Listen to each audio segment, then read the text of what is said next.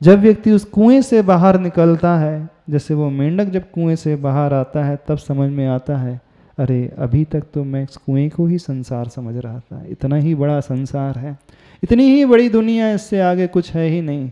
लेकिन अभी बाहर निकला हूँ तो अब समझ में आया, सारे संसार की वो दृष्टि जाती है तो समझ में आता है कुआं कितना छोटा है, कितना लघु है। इसी भाव को आचार्य भगवान 67 नंबर पेज में कह रहे हैं। हाँ, तो आप भी अपने कुएं से थोड़ा सा बाहर निकलो। आपका कुआं कैसा है? आपका कुआं आपके घर और आपके दुकान तक का है, बस आपके कार्य क्षेत्र तक का है, इससे ज़्यादा कुछ नहीं।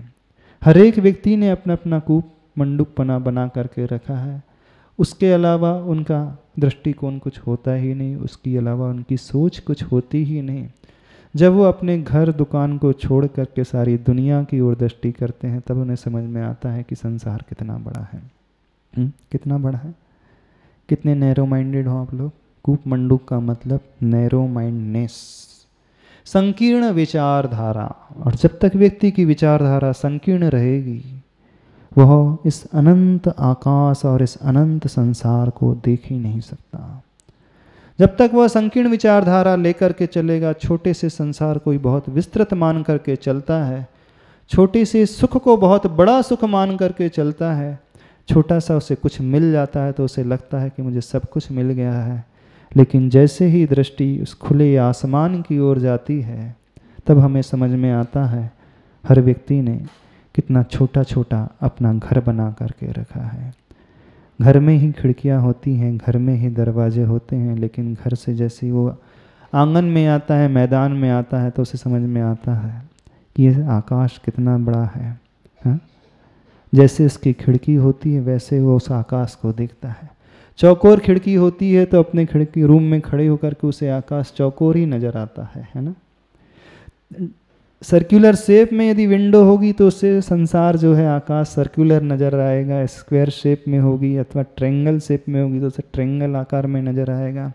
लेकिन जैसे ही वो 2 कदम आगे निकल करके घर की 4 दीवारी को लांघ करके बाहर आता है तो उसे वास्तविकता का ज्ञान हो जाता है। अभी तक मैं भ्रम में था, मैं तो त्रिकोण चौकोर आकार और गोलाकार आकाश को समझ रहा था, लेकिन मैंने उस 4 दीवारी वाले दृष्टिकोण को छोड़ा तो मुझे समझ में आ गया कि आकाश इतना सा नहीं है। आकाश कितना है? बहुत बड़ा है, अनंत है। आपका आकाश कितना है? हाँ, जितनी बड़ी जिसकी खिड़की होती है ना उतनी ही बड़ी, उतना ही शेप आकाश का होता है। यानी कहने का अभिप्राय जिसकी जैसी सोच होती है उसको संसार बिल्कुल वैसा ही नजर आता है। तो जितनी संकीर्ण बुद्धि वाले की सोच उतनी ही छोटी होती है। तो किसी की सोच त्रिकोणात्मक, किसी की चौकोरात्मक, किसी की सर्कुलर, किसी को ऑक्टागन शेप में, किसी का हेक्सागन शेप में रहेगी, है ना। समझ रहे हो कि नहीं? हम जो आकार बता रहे हैं, आकार का मतलब अब त्रिकोण चौकोन में मत उलझ जाना। आकार का मतलब है आपकी सोच की हम बात बता रहे हैं। आपने उस अनंत आकाश को कितना सीमित बना दिया, कितना छोटा सा बना दिया। हाँ, इस संसार को कितना छोटा सा बना दिया। क्या वैसा ही है जैसा आप सोचते हैं?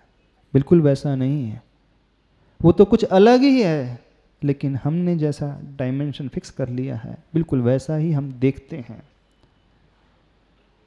वो ही आकाश सब कुछ है, बस दृष्टिकोण को बदलने की आवश्यकता है। हम अपनी दृष्टि में उस अनंतता को लेकर के आए और छोर से दूर वाली अवस्था लेकर के आए, तब समझ में आएगा हम कूप मंडूक को छोड़ करके सागर की ओर दृष्टि करने वाले बने हैं। जैसे सागर होता है ना, समुद्र, कुएं से निकल करके जब समुद्र में पहुंचता है मेंढक, तब उसे लगता है अरे आज समझ में आया इतना विशाल सागर हो सकता है। पर आप लोगों को समझ में आता है कि नहीं, हमें नहीं पता। मछली कह रही है कुरूपता की अनुभूति से कूप मंडूक सी स्थिति है मेरी, गति मति और स्थिति सारी विकृत हुई है। क्या?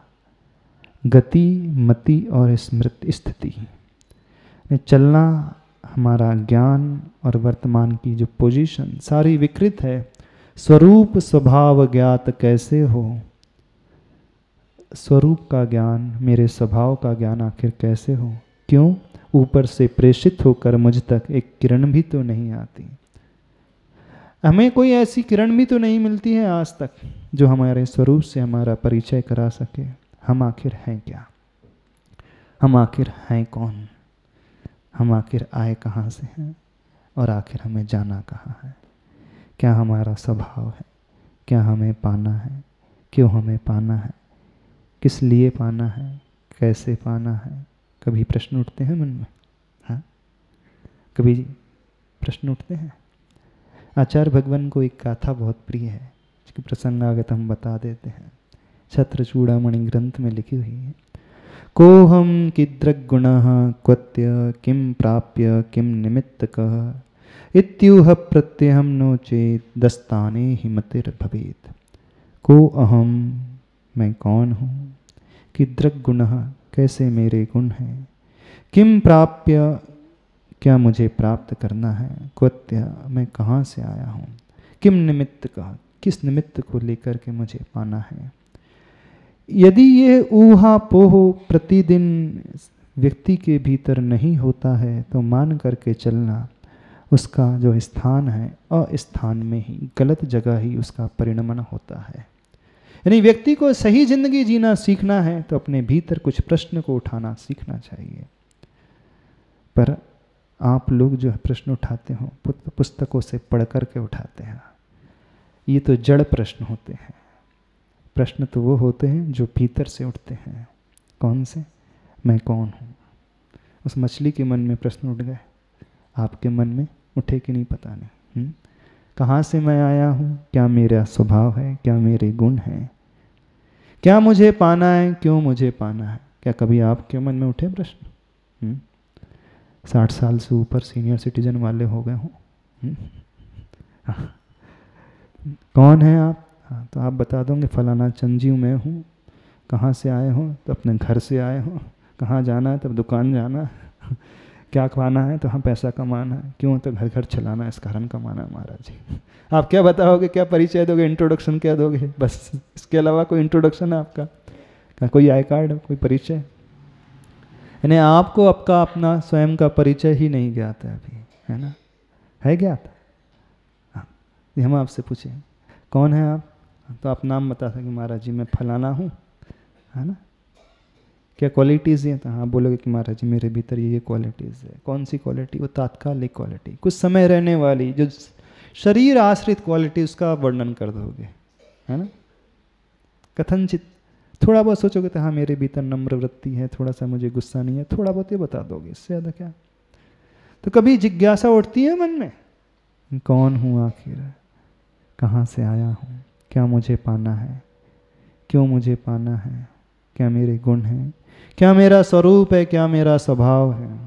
यदि ये ऊहापोह प्रतिदिन व्यक्ति का नहीं होता है तो समझना उसका जीवन जो है गलत जगह जाकर के ही अंत होगा। अस्थान ही मतिर भवेत, सही स्थान में नहीं, जो होना चाहिए वहाँ नहीं, गलत जगह जाकर के ही होगी। मतलब मछली तो कह रही है स्वरूप स्वभाव ज्ञात कैसे हो, ऊपर से प्रेरित होकर मुझ तक एक किरण भी तो नहीं आती। वो तो अंधकूप में पड़ी हुई है, गहरे कूप में पड़ी है, वहाँ सूर्य का प्रकाश नहीं पहुँचता। लेकिन आप तो कुएं में नहीं डूबे हो महाराज जी, हम उससे बड़े गड्ढे में फंसे हुए हैं ऐसे। आपको तो समझाने वाले गुरु मिल गए, आपको शास्त्र मिल गए, आपको ज्ञान देने वाले नहीं मिल गए।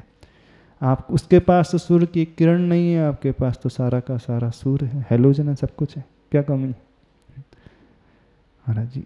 कुछ कमी है आपको? नहीं। फिर भी प्रश्न नहीं उठता, ना अपने स्वभाव के बारे में, ना अपने स्वरूप के बारे में।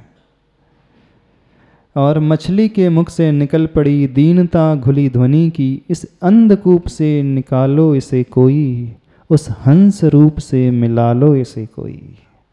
इस अंधे कुएं से कोई तो इसे निकालो, और उस हंस से, हंस रूप से मतलब वह शुद्ध आत्मा जो भेद विज्ञान को लेकर के चलने वाली।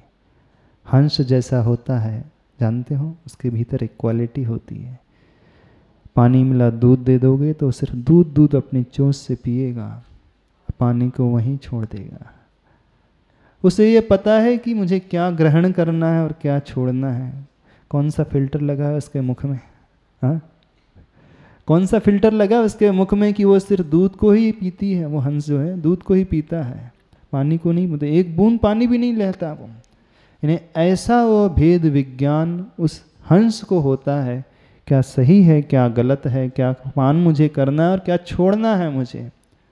हंस उसी शुद्ध आत्मा का प्रतीक है। जैसा भेद विज्ञान उस हंस को दूध और पानी में, क्षीर और नीर में हो जाता है, वैसा ही भेद विज्ञान इस हंस आत्मा को हो जाता है। कैसे? क्या हमें पाना है, क्या हमें छोड़ना है, क्या हमें हमारा स्वरूप है, क्या हमारा स्वरूप नहीं है। किसे हमने अपना माना है, जिसे अपने माना है वह वास्तव में हमारा है भी कि नहीं, था भी कि नहीं। समझ रहे हो कि नहीं? तो उस हंस रूप से मिला लो इसे कोई, यानी उस शुद्ध आत्मा से, शुद्ध भेद विज्ञान से कोई परिचय तो करा दे। हाँ है महाराज जी, हमारा परिचय भेद विज्ञान का बहुत है, हम हमेशा भेद ही करते रहते हैं, भेदभाव ही करते रहते हैं, भेद विज्ञान करते रहते हैं। ये हमारा है, ये तुम्हारा है, ये छोटे का है, ये बड़ा का है। नहीं है, भेद विज्ञान का नहीं है। तो वाला भेदभाव वाला भेद विज्ञान नहीं लगाना, नहीं तो उल्टा सीधा लगा दो, क्योंकि जड़मती वाले हों और वक्र बुद्धि वाले हों। हम भेद विज्ञान बोले तो आप बोले महाराज जी पूरा आता है भेद विज्ञान पूरा, ऐसे ही है ना। हाँ। इस रुदन को कोई सुनता भी तो नहीं, अरे कान वालों सब बहरे हो गए हों क्या। यह रुदन अरण्य रुदन हो रहा है, ऐसा सोच पुनः विकल्पों में डूबती है मछली, और उस डूबन में एक किरण मिल जाती है उसे की, सारहीन विकल्पों से जीने की आशा को खाने के लिए विष ही मिल जाता है, और चिरकाल से सोती कार्य करने की सार्थक क्षमता, धैर्य धृति वह खोलती है अपनी आँख, दृढ़ संकल्प की गोद में ही बस कृत संकल्पिता हुई मछली ऊपर भू पर आने को। समझ में आया? कठिन है पंक्तियाँ, थोड़ी सी कठिन हो सकती हैं। आपका रोना कैसा है? मछली की रुदन को कोई सुन नहीं रहा, वह अरण्य रुदन माना जाता है। जैसे जंगल में एकांत में जाकर के कोई रोए, कोई सुनने वाला नहीं होता है, तो इस रुदन को सुनता भी तो नहीं। अरे कान वालों सब बहरे हो गए हों क्या। पर आप तो रोते भी नहीं हो, वो कम से कम रो तो रही है, आपने तो रोना भी नहीं सीखा। जिसके लिए आप रोते हो वो शरीर है, अपने लिए कौन रोता है? कभी अपने लिए रोना सीखा? एक बार तो ऐसा रुदन लेकर के आओ कि हम अपने लिए भी रोएं। हाँ, अपनों वालों के लिए तो हर कोई रोता है। जितनी चिंता आप अपने वालों की करते हो, काश उतनी ही चिंता अपनी कर लो, तो कहना ही क्या। हाँ? अपने वालों की और अपने बालों की, दोनों ही की चिंता करते हो। हाँ? अपने बालों की और अपने वालों की, किसकी चिंता करते हो? महाराज जी की आज का जमाना ही ऐसा, थोड़ा सा स्टैंडर्ड से रहना चल रही है ना। तभी तो हम बाल की भी मेंटेनेंस में करते हैं और अपने वालों की भी मेंटेनेंस करते हैं। किसकी चिंता है आपको? दोनों की चिंता महाराज जी, हमारे बालों की भी है और अपने वालों की भी। तो जितनी चिंता अपने वालों और अपने बालों की करते हो, काश उतनी ही चिंता अपनी कर लो, तो कहना ही क्या हो जाए फिर। पर व्यक्ति अपनी चिंता नहीं करता है। यह रुदन अरण्य रुदन हो रहा है, ऐसा सोच पुनः विकल्पों में डूबती है मछली, और उस डूबन में एक किरण मिल जाती है उसे। जब कोई उठाने वाला नहीं मिलता, कोई संबल नहीं मिलता, कोई आश्रयदाता नहीं मिलता है, तो फिर व्यक्ति का रुदन अरण्य रुदन जैसा हो जाता है। आप जब सुनाते हो, कोई सुनने वाला नहीं होता है, तो ऐसा लगता है कि रुदन जो है अरण्य रुदन। लेकिन ऐसी ही परिस्थिति में उस मछली को एक किरण मिलती है, सारहीन विकल्पों से जीने की आशा को खाने के लिए विष ही मिल जाता है। ये जीवन वैसे तो सार से सहित है, लेकिन वर्तमान में प्राय लोगों का जीवन निस्सार। सार का मतलब जानते हो क्या? सार का मतलब एक्सट्रैक्ट, जो मूल कीमती चीज होती है। वो सार कहलाता है। जैसे दूध का सार जो है क्या घी होता है, क्रीम होती है, वो एक्सट्रैक्ट जो निकलता है, सत्व जिसे कहा जाता है। पर सत्वहीन विकल्पों से जीने की आशा को खाने के लिए विष ही मिल जाता है, और चिरकाल से सोती कार्य करने की सार्थक क्षमता। धैर्य धृति वह खोलती है अपनी आँख, बस कृत संकल्पिता हुई मछली ऊपर भू पर आने को।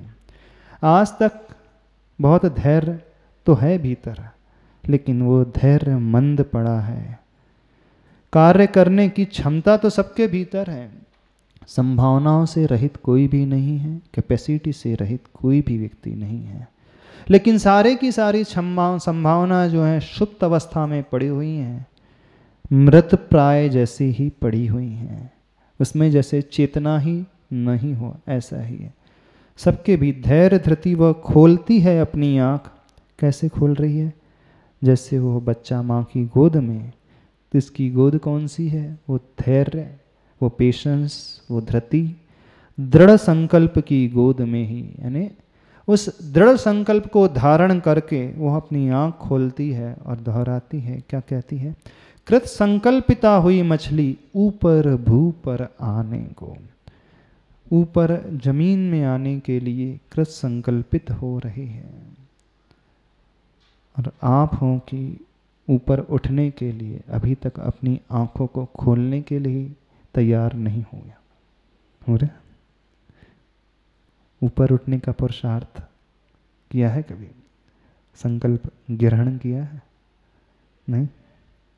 नश्वर प्राणों की आस भाग चली, ईश्वर प्राणों की प्यास जाग चली मछली के घट में।